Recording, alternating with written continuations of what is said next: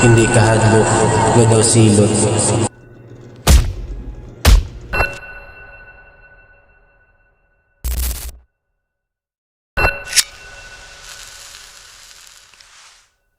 Hindi kahadlok nga daw gingulang ka ng kasilutan.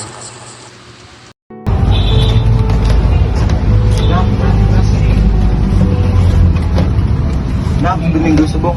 Pwede ka simba? Para sa ano, patay? Unang kando, kinimo da. Makasala ka sa muna. Makasala ka sa muni.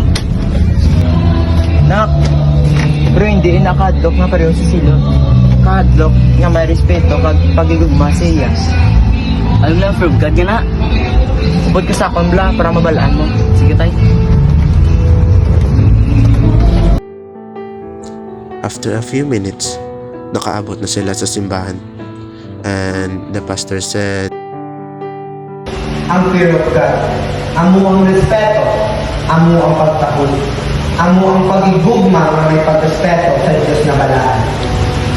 isa ka tuwing nga pagpangamuyo kag balik-balik sa simbahan. Kag sa gayon, naitsindihan niya gid man ang fear of God nga ginatawag.